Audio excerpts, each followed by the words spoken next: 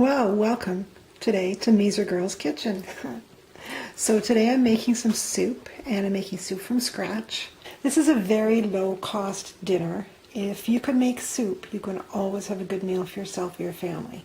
So what we've got here are, I already cut up the last of my carrots. There's 4 carrots, a really large onion. Now we like big pieces of vegetables. It makes a heartier soup, but you can cut it fine if you want.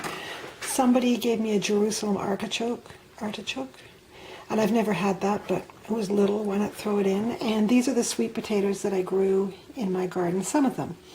And because I like the skins, we like the skins, we keep the skins on everything. So I'm going to put those in the pot. Not sure how this will work out, but we'll give it a shot. So that's all in the pot. Whoop.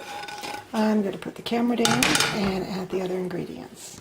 So what I'm also putting in, oops, that's the French side, is chickpeas, can of chickpeas. You can put anything in. You don't have to put anything in. If you don't like beans, you can put kidney, lentils, anything. So I'm putting those in. They're drained to get the foam or starch off. So they're going in the pot too.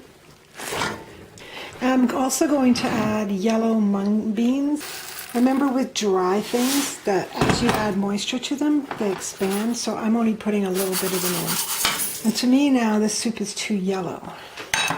It needs some green in it. It's not only for nutrition, but so it looks good. So I am going to add some stuff that I've dehydrated in the summer. So I have Swiss chard.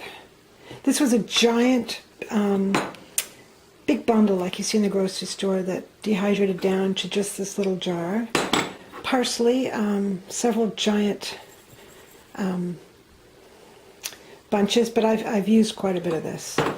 And this, believe it or not, this is a jar of dehydrated vegetables. Beans, carrots, cauliflower, and okra. So in this jar is a big bag of frozen beans, a big bag of carrots, and a big bag of cauliflower, and a smaller one. Those were frozen vegetables, and they were taking up a lot of room in my freezer. And so I dehydrated them in the summer, and this is what they dehydrated down to. Now, granted, most of the okra is gone, because I hadn't had it before, and it was so yummy. I ate a lot of it like a snack. And actually, all of these dehydrated vegetables, you can buy veggie chips in the store, but these are just tasty. And I like veggies. I like veggies better than soup. So, I'm eating a bean. So I'm going to put a few of those things in. I don't want to get the cauliflower in because that's going to make the soup too strong. But I do want some green. So I'm going to sprinkle, these are beans. I'm going to put a little parsley in there. I don't measure stuff. Whoops. Now, I'm not going to put a lot of this Swiss chard in here. My son does not eat soup, so this is a dinner for my daughter and myself. I'm not a picky eater, neither she, but he just has stuff that grosses him out, and I know there's different schools of thought on what your kid should eat. I've never made mine eat things that made them want to puke. Just think that's rude. I also have spinach, but I think that's enough strong flavor. And so I'm going to combine all these, and right now it's dry, and then I'm going to add my soup stock. Now, I've made soup often just from water and spices and, bouillon cubes and whatever, but I happen to have a lot of this Indian spice, and they say it's fondue broth, but I don't know, it's a soup base. I also date my cans, and yes, that's from May, but it's in a can, people. It's fine. So I'm going to stop the camera, open it, and put that in the soup pot. Okay, so now everything's in the pot, and I've put it on the stove at high.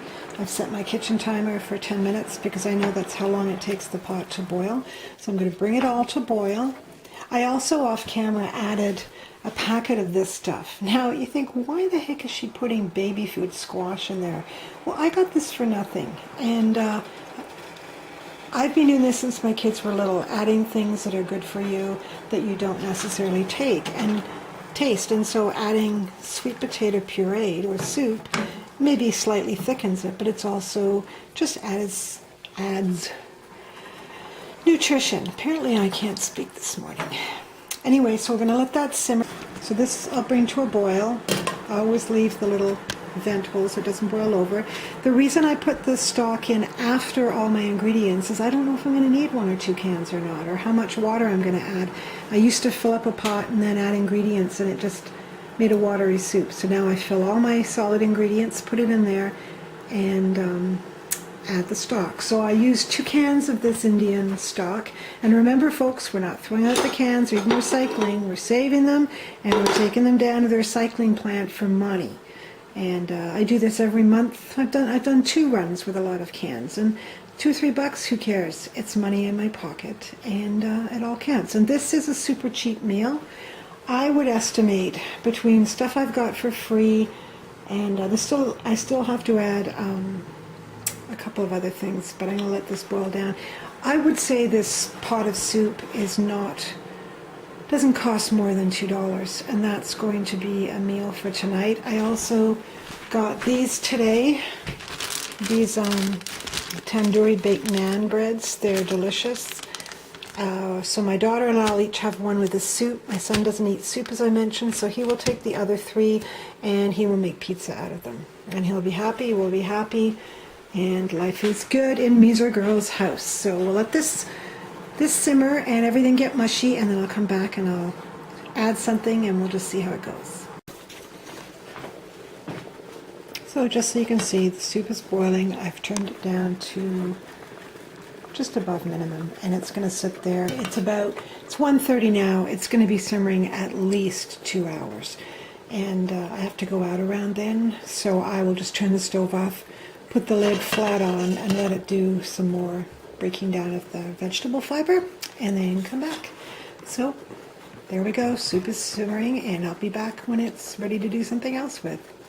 It's only an hour and a bit after when I started, but I guess because I don't have a lot of really hard stuff in the soup, it's already done. So what I'm adding to it, last time I made soup I put barley in it, which we really like.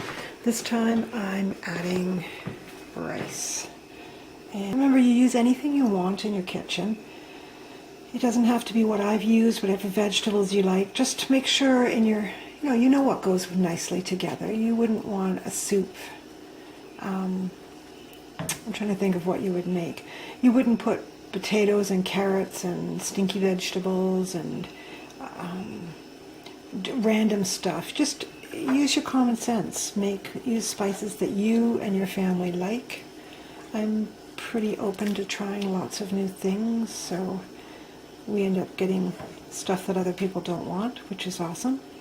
So I will do a little sample when it's done, but I'm sure it's going to be good. So I'll be back in a little bit. So it's been simmering for a bit, and I'm just going to give it a stir. And it looks perfect. The rice looks cooked. The only thing I forgot to put in here was pepper. So I'm going to add that. Looks lots of pepper. So this is a completed soup. Looks pretty darn good to me. I'm just going to have a little bit because it's hot. Yeah, it's out of my daughter's bowl. She didn't want to taste test for the camera, but there's be no backwash, don't worry. Oh, it's good. Really good, really hearty. It's cold. Anyway, that's how we do soup at our house. Thanks for watching, and I'll see you in the next video. Bye-bye.